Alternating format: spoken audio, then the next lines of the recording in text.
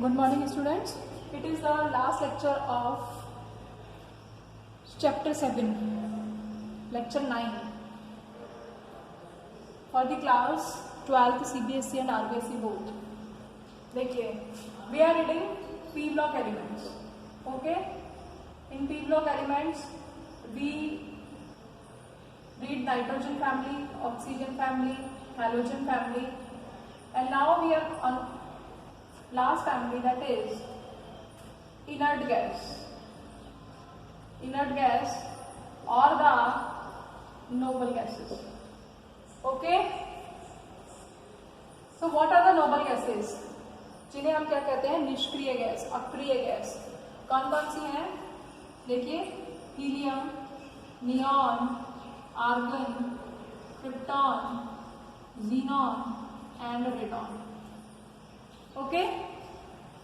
So these are the elements which belong to group 18, or we can say it's a zero group. What are the general characteristics? यदि हम इनकी सामान्य विशेषताओं के बारे में पढ़े तो क्या है सामान्य विशेषता? कि इनका जो कॉन्फ़िगरेशन है वो क्या है? It is NH2NP6. Okay, means octet is complete. Okay, so if octet is complete, these elements or these gases are not interested in reaction. Not interested in reaction. Okay, so these are called inert gases or the noble gases. Okay, तो second property क्या हो गई? तो first तो clear हो गया आपको कि इनको हम इनर्ट कहते हैं, निष्क्रिय कहते हैं, क्योंकि इनका कॉन्फ़िगरेशन क्या है? NH2NP6 है, ऑक्टेट कंप्लीट है. ठीक है, पी ब्लॉक एलिमेंट है ये. पी ब्लॉक एलिमेंट को हमने क्या कहा था? रिप्रेजेंटेटिव एलिमेंट्स कहा था. Representative elements. रिप्रेजेंटेटिव एलिमेंट्स का मतलब है प्रसामान्य तत्व. प्रसामान्य तत्व का मतलब है कि किसी ना किसी ये एलिमेंट्स किसी ना किसी ग्रुप को बिलोंग करते हैं. ओके, अब आप देखिए सेकंड चीज क्या है कि इनका जो आईपी होता है, आईपी माने आयनाइजेशन पोटेंशियल, आयनन विभव. ठीक है, वो कैसा होता है? इनका आयनन विभव जो है वो बहुत ज्यादा होता है, हाई होता है. आयनन विभव का मतलब है कि एक इलेक्ट्रॉन निकालने के लिए, to remove one electron, the amount of energy required, कि एक इलेक्ट्रॉन यदि हमें वैलेंस शेल से बाहर निकालना है तो उसे निकालने के लिए हमें कितनी एनर्जी की रिक्वायरमेंट होती है, वो कहलाता है आयनन विभव. तो अब ये तो देखो क्या है? NH2NP6 है, तो ये तो इलेक्ट्रॉन निकालना ही नहीं चाहेगा, क्योंकि जैसे ही ये इलेक्ट्रॉन इस एलिमेंट से आप एक इलेक्ट्रॉन निकालोगे क्या होगा? ये अनस्टेबल हो जाएगा, तो ये निकलने ही नहीं देगा. लेकिन यदि आपको निकालना ही पड़ेगा तो आपको बहुत ज्यादा एनर्जी देनी पड़ेगी, तो इसका आयनाइजेशन पोटेंशियल कैसा हो गया? हाई हो गया. क्लियर? फिर थर्ड है इलेक्ट्रॉन गेन एंथैल्पी. क्या होती है इलेक्ट्रॉन गेन एंथैल्पी की हिंदी? इलेक्ट्रॉन गेन एंथैल्पी यानी इलेक्ट्रॉन लब्धि एंथैल्पी. ठीक है, इलेक्ट्रॉन लब्धि एंथैल्पी क्या है? अब इलेक्ट्रॉन लब्धि एंथैल्पी का मतलब क्या होता है? ये किसी भी आइसोलेटेड गैसियस एटम में, किसी भी विलगित परमाणु में यदि हम क्या करें? एक इलेक्ट्रॉन दें, यानी उसकी इलेक्ट्रॉन को लेने की जो टेंडेंसी है वो कहलाती है इलेक्ट्रॉन गेन एंथैल्पी. तो इलेक्ट्रॉन लेने पर जो एनर्जी मुक्त होती है, जो ऊष्मा मुक्त होती है, उसे हम कहते हैं इलेक्ट्रॉन गेन एंथैल्पी. तो ये तो इलेक्ट्रॉन लेना ही नहीं चाहेगा. क्यों लेना चाहेगा? क्योंकि इसका ऑक्टेट तो कंप्लीट है. ठीक है, तो ये इलेक्ट्रॉन लेना ही नहीं चाहेगा, और यदि हम इसको इलेक्ट्रॉन देंगे तो हमें ही ऊर्जा देनी पड़ेगी. तो इसकी जो इलेक्ट्रॉन गेन एंथैल्पी है, इलेक्ट्रॉन लब्धि एंथैल्पी है, ये क्या होती है? पॉजिटिव होती है. लार्ज एंड पॉजिटिव, अत्यधिक मात्रा में होती है और धनात्मक होती है. ठीक है, now come to the fourth point. ये सारी की सारी कैसी होती है? मोनो एटॉमिक होती है. मोनो एटॉमिक का मतलब, मोनो माने एक, मोनो एटॉमिक एक परमाणु है, गैसेस होती हैं. गैस, मोनो एटॉमिक गैसेस है ये सारी. क्योंकि किसी से बंधन नहीं बनाती तो अकेली रहती है, ठीक है। तो मोनो एटॉमिक गैसेज होती है ये। दूसरा एक ऐसी कलरलेस होती है, टेस्टलेस होती है और ऑर्डरलेस होती है। Okay, clear? रंगहीन, गंधहीन होती है ये, ठीक है। जब हम ऊपर से नीचे जाते हैं, when we move from top to bottom, हम ग्रुप की स्टडी कर रहे हैं, तो जब हम ऊपर से नीचे जाते हैं from top to bottom, we find that melting point and boiling point, melting point and boiling point, गलनांक और क्वथनांक ऊपर से नीचे जाने पर क्या होते चले जाते हैं? डिक्रीज होते चले जाते हैं, कम होते चले जाते हैं, डिक्रीज होते चले जाते हैं ऊपर से नीचे जाने पर, ठीक है। ऐसा क्यों होता है? ऐसा इसलिए होता है क्योंकि इनके बीच में एक तो मोनोएटॉमिक और इनके बीच में कैसे फोर्स पाए जाते हैं?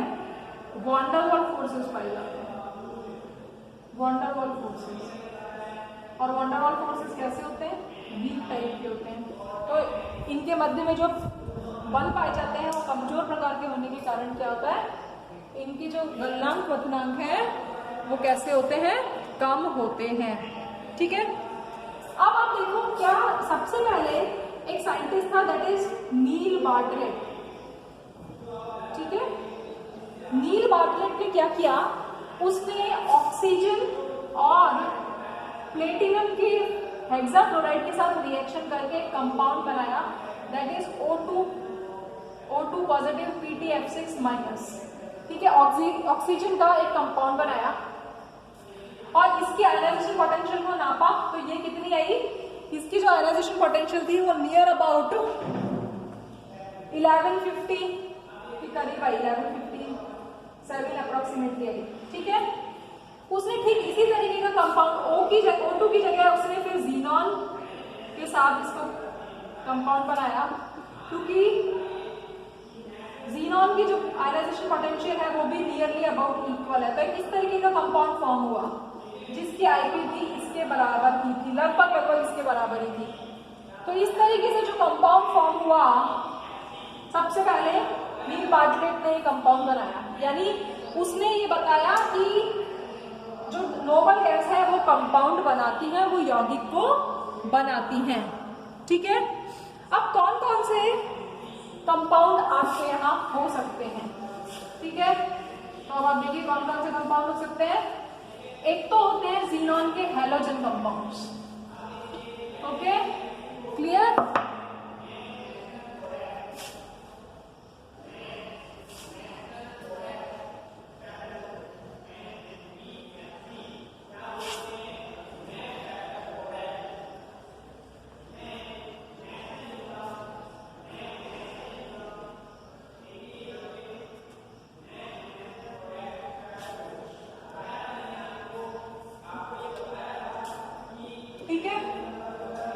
कौन कौन से कंपाउंड है? सबसे पहले हम हैलोजन कंपाउंड्स के बारे में पढ़ेंगे। कौन से कंपाउंड्स के बारे में? हैलोजन कंपाउंड्स के बारे में। देखो, जीनॉन जो है वो यदि फ्लोरीन के साथ कंपाउंड बनाएगी तो वो HCF2 कंपाउंड बनाती है। जीनॉन को यदि आपने फ्लोरीन के साथ रिएक्ट किया कितने केल्विन टेम्परेचर पर? 1 बार पर, यानी 673 kelvin, and at 1 bar xenon on reaction with fluorine form xenon difluoride. Okay, if xenon plus 2F2 is mixed, they will form xenon tetrafluoride. Both are in 1:5 ratio and temperature is 873 Kelvin. ठीक है। And similar is कि यदि आपने xenon लिया और उसकी 3 fluorine के साथ रिएक्शन कराती 573 केल्विन पर, तो you will see that xenon hexafluoride is formed. यहाँ पर xenon और फ्लोरीन जो है वो 1:20 रेशो में, ये आपको लर्न करनी है। These are the preparation method, okay, clear. ये xenon के हैलाइड्स हैं। क्या है ये? xenon के हैलाइड्स है, नोबल गैसेस के हैलाइड है। xenon के सबसे ज्यादा बने हुए हैं, ठीक है। इसके अलावा इसको आप ऐसे भी बना सकते हैं। आपने लिया xenon, आपने xenon लिया, xenon का फ्लोराइड लिया, कौन सा? टेट्राफ्लोराइड, इसकी रिएक्शन O2F2 से करा दी। तो देखो xenon F6 plus O2 gas बाहर निकल जाएगी। तो ऐसे बहुत सारे मेथड्स हैं। अब इनकी रिएक्शन को देखो, इनमें ऐसे सेम। अब इनकी केमिकल रिएक्शन क्या है? केमिकल रिएक्शन जब आप करते हैं, ठीक है, तो केमिकल रिएक्शन में देखिए क्या हो रहा है कि हाइड्रोलिसिस हो रहा है। मतलब जो भी ये है, ये एक तो फ्लोरीनेटिंग एजेंट्स है। फ्लोरीनेटिंग यानी किसी भी चीज को में आपको फ्लोरीन ऐड करना है तो ये फ्लोरीनेटिंग एजेंट की तरह काम करते हैं, ठीक है। कैसे? जैसे मान लीजिए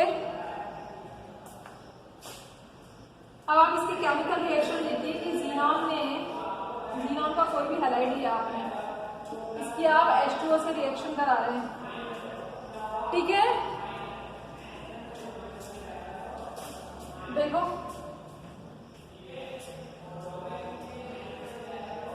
ठीक, क्या बनेगा? Xenon plus 4HF plus O2। ये रिएक्शंस लर्न करनी है कि आपने जीनॉन का डाइक्लोराइड लिया, उसका हाइड्रोलिसिस किया, रिएक्शन क्या हो गई? हाइड्रोलिसिस, जन वियोजन अभिक्रिया। तो क्या होगा? 4HF निकल जाएगा, O2 गैस बाहर निकल जाएगी और जीनॉन जो है वो सेपरेट हो जाएगा। तो जीनॉन को अलग करने का तरीका है, ठीक है। इसके अलावा यदि हम मान लीजिए जीनॉन डाइक्लोराइड की रिएक्शन PTF5 से करते हैं, ठीक है, प्लैटिनम पेंटाफ्लोराइड के साथ जब हम रिएक्शन करते हैं तो क्या होगा? HCF positive, PTF6 negative. यानी ये कैटायन और एनायन दोनों फॉर्म में मिलता है, ठीक है। ठीक इसी तरीके से आप जब IF5 के साथ रिएक्शन करेंगे जीनॉन डाइफ्लोराइड की, सेम एक कैटायन और एनायन फॉर्म में कन्वर्ट हो जाएगा ये। तो अब आप यहाँ पर देखिए अगेन कैसे बनेगा? HCF प्लस IF6 नेगेटिव, ठीक है। सिमिलरली यदि आप जीनॉन की डाइफ्लोराइड की रिएक्शन SbF5 से करते हैं, what is the name of SbF5? SbF5 को हम कहते हैं एंटीमनी पेंटाफ्लोराइड। तो भी सेम टाइप की रिएक्शन होगी और क्या बनेगा? HCF कैटायन और SbF6 एनायन, ठीक है। अब आप इनकी स्ट्रक्चर देखिए, जीनॉन Fe2 है, ओके। जीनॉन का वैलेंस शेल कॉन्फ़िगरेशन क्या है? 5s2 5p6। जिस पीरियड में वो है उससे निकालेंगे हम, ठीक है। तो अब आप देखो 5s2 5p6, इसका मतलब 5d0 वैकेंट है। तो हम इसका ब्लॉक डायग्राम बना लें, मतलब ब्लॉक के हिसाब से बना लें, क्लियर। ये ग्राउंड स्टेट में है, जीनॉन का तटस्थ अवस्था में इलेक्ट्रॉनिक विन्यास है। अब आपको बॉन्डिंग किससे करनी है? 2 फ्लोरीन से करनी है। तो एक्साइटेड स्टेट में क्या होगा? देखो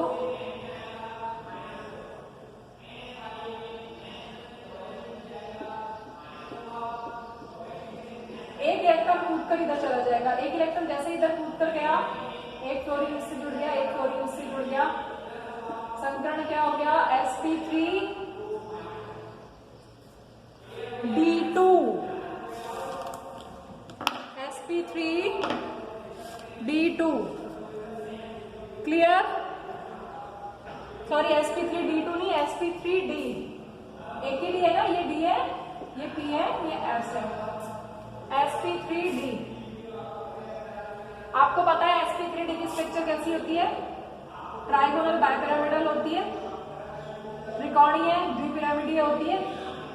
अब 3 लोन पेयर है, एक लोन पेयर, एक लोन पेयर और एक लोन पेयर, और ये F, ये F। तो संरचना कैसी हो गई?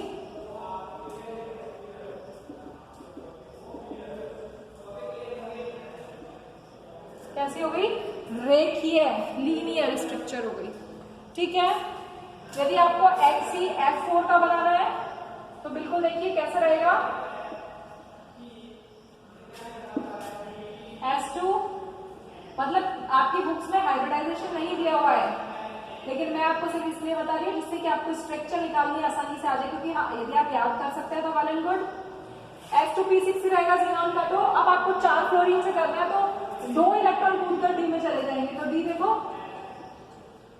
1 2 3 4 5, ठीक है। spp ये मैंने एक्साइटेड स्टेट में बनाया आपकी बात, ग्राउंड स्टेट में नहीं बनाया, ग्राउंड स्टेट में सेम ही रहेगा। तो 1 फ्लोरीन इससे, 1 फ्लोरीन इससे, 1 इससे, 1 इससे, तो हाइब्रिडाइजेशन कितना हो गया sp3d2, ठीक है। कैसी होगी स्ट्रक्चर देखिए, F F F F, हमने 11th में पढ़ा हुआ है चैप्टर वेस्पर थ्योरी, जहां पर बनाई है वहीं पर आपको दोनों तरीके की सिमेट्रिकल और अनसिमेट्रिकल स्ट्रक्चर्स बताई हुई है। तो कैसा हो गया स्क्वायर प्लेनर, स्क्वायर प्लेनर का मतलब वर्गाकार समतलीय, ठीक है। इस तरीके से आप बना लेंगे, क्लियर।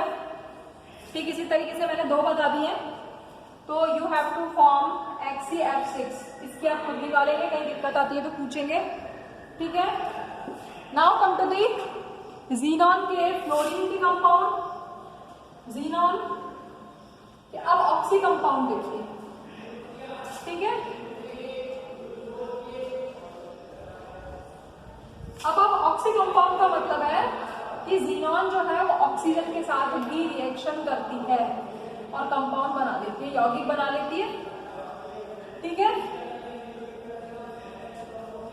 कैसे देखिए, यदि आपने, अब हम ज़ीनॉन के XeO3 मान लीजिए, ये क्या है ज़ीनॉन ट्राई ऑक्साइड, ओके।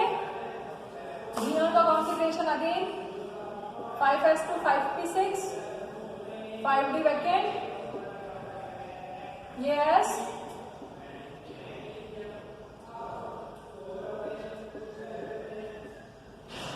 ये P,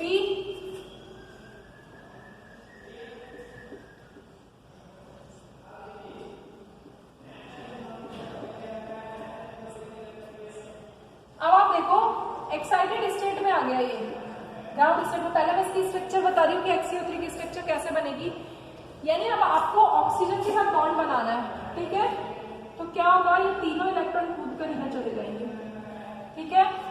तो देखो एक ऑक्सीजन ने इसके साथ बनाया, एक ने पाई बॉन्ड बनाया, एक ही ऑक्सीजन ने सिग्मा भी बनाया, पाई भी बनाया, सिग्मा भी बनाया, पाई भी बनाया दूसरी ऑक्सीजन ने, और तीसरी ऑक्सीजन ने भी सिग्मा भी बनाया और पाई भी बनाया, ठीक है। और आपको मैंने बताया था, सॉरी 3 में से 3 चले गए ना, हाँ ये ऐसे बनेगा, यहां से देखो थोड़ा सा गड़बड़ हो गया है कि एक ने इसके साथ बनाया सिग्मा और पाई इस ऑक्सीजन ने, फिर इसने सिग्मा और पाई, और फिर इसने सिग्मा और पाई। तो अब आप देखो हाइब्रिडाइजेशन क्या हुआ, sp3, sp3 स्ट्रक्चर कैसे थे टेट्राहेड्रल। तो देखो Xe 2 बॉन्ड बन रहे हैं ना,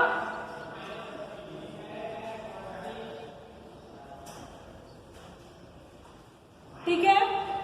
XeO3 की स्ट्रक्चर कैसी हो गई, क्लियर,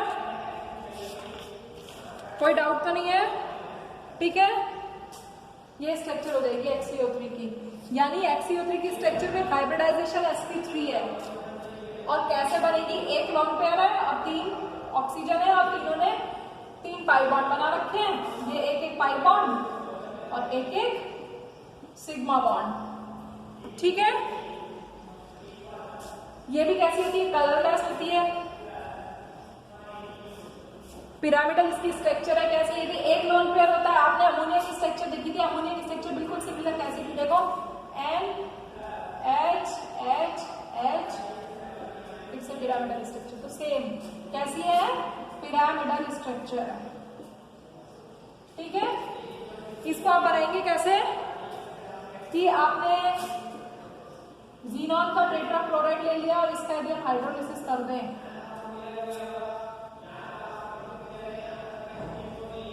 ठीक है, तो जब हम इसका हाइड्रोलिसिस करेंगे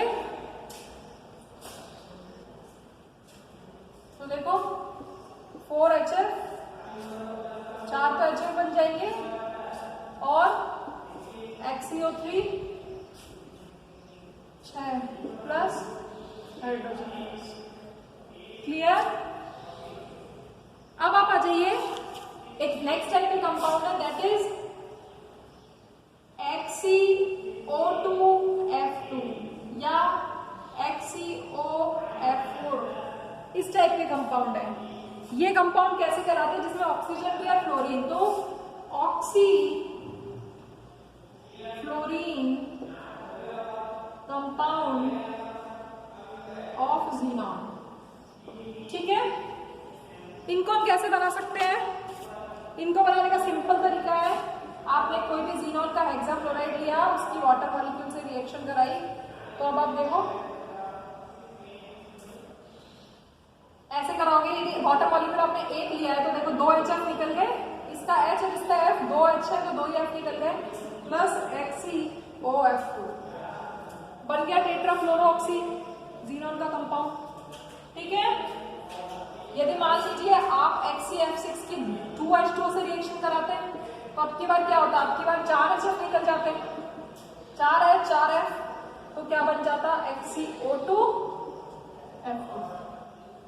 ठीक है, तो ऑक्सी कंपाउंड्स बन जाते हैं। अब इसमें भी आप हाइब्रिडाइजेशन देख लीजिए किसी में भी, कि ज़ीनॉन का 5s2 5p6 ग्राउंड स्टेट में आप खुद ही बना लेंगे, मैं आपको डायरेक्ट बता रही हूँ, 1 2 3 4 5 sp_d, मैं आपको बता रही हूँ ज़ीनॉन O2F2 का। ठीक है, 2 तो फ्लोरीन है। ठीक है भाई, P के पास तीनों 6 है ना, 6 इलेक्ट्रॉन है इसके पास।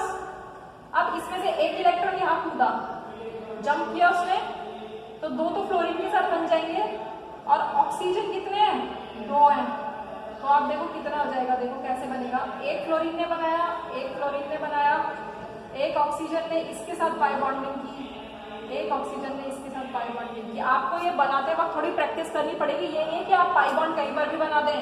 यदि आपने बीच में पाई बॉन्ड बना दिया तो आपका हाइब्रिडाइजेशन गलत हो जाएगा। तो हाइब्रिडाइजेशन देखो क्या हुआ, हाइब्रिडाइजेशन हुआ sp3d, कैसी स्ट्रक्चर बनी, sp3d। ठीक है ना, इसमें क्या है, एक ही लोन पेयर है, तो ज़ीनॉन पे एक पे तो लोन पेयर है, ये तो लोन पेयर हो गया। ठीक है, ये इसका डबल बॉन्ड, एक ऑक्सीजन के साथ डबल बॉन्ड, ये एक ऑक्सीजन के साथ डबल बॉन्ड, एक ये F। ठीक है, और यदि मान लीजिए ये XCOF4 होता तो कैसे करते, ज़ीनॉन की स्ट्रक्चर बनाइए वापस से, ये क्या है S2p6। अब आप ऑक्सीजन एक ही है देखो, और फ्लोरीन कितने हैं, फ्लोरीन 4 है, तो देखो कैसे होगा, ये D। ठीक है, एक फ्लोरीन ने बनाया, एक फ्लोरीन ने बनाया, एक फ्लोरीन ने बनाया, 3 से 3 यहाँ खुदे, एक फ्लोरीन ने बनाया, 4 फ्लोरीन हो गए, एक ऑक्सीजन ने बनाया सिग्मा बॉन्ड और एक पाई बॉन्ड। हाइब्रिडाइजेशन क्या हो गया, हाइब्रिडाइजेशन हो गया sp3d2, sp3d2। कैसी स्ट्रक्चर होगी sp3 की, एक ऑक्सीजन, एक फ्लोरीन, एक फ्लोरीन, एक फ्लोरीन, एक फ्लोरीन, लोन पेयर। कैसी संरचना है, वर्गाकार पिरामिडीय, स्क्वायर पिरामिडल। ठीक है, इस तरीके से आप ये सारे कंपाउंड्स पढ़ लेंगे, सिंपल है। नोबल गैसेस के यूजेस क्या है, देखो जैसे नियॉन बल्ब आप काम में लेते हो, नियॉन लाइट्स होती हैं, ऑर्गन को भरा जाता है, क्योंकि क्या होता है, आर्गन को हम इलेक्ट्रिक बल्ब्स में यूज करते हैं, क्योंकि इलेक्ट्रिक बल्ब्स में क्या होता है, टंगस्टन फिलामेंट होता है, उसकी वोल्टेलाइजेशन को, उसको वेपोराइज होने में या वोल्टेलाइजेशन में उसको रोकता है ये। ठीक है, इसलिए हम आर्गन का बल्ब्स में, इलेक्ट्रिक बल्ब्स में यूज करते हैं, नियॉन बल्ब्स में यूज करते हैं। इसके अलावा क्रायोजेनिक फ्लूइड, मतलब जो आपके क्रायोजेनिक इंजन्स होते हैं, जो एयर में एरोस्पेस में जो भी आपकी चीजें यूज आती हैं, ठीक है, जितने भी एयरक्राफ्ट एक्सेट्रा होते हैं उनको ऊपर पुश करने में क्रायोजेनिक फ्लूइड के रूप में काम में आता है। इसके अलावा ये कहाँ पर काम में आती है, इसके अलावा जो हीलियम है वो बलून्स में भरी जाती है, ठीक है, क्योंकि एक तो ये नॉन इन्फ्लेमेबल है, जलती नहीं है, दूसरा एयर से कैसी होती है, हल्की होती है, तो हल्की होने के कारण ये बलून्स में काम में आती है, इनर्ट होती है, ठीक है। इसके अलावा अस्थमैटिक पेशेंट्स को ऑक्सीजन के साथ इन गैसेस का मिक्सचर भी दिया जाता है। तो इस तरीके से ये आपका 18th ग्रुप फिनिश हो गया है। इसको आप कर लें। If you have any problem then you can ask. आपका पी ब्लॉक चैप्टर कंप्लीट हो चुका है। Thank you.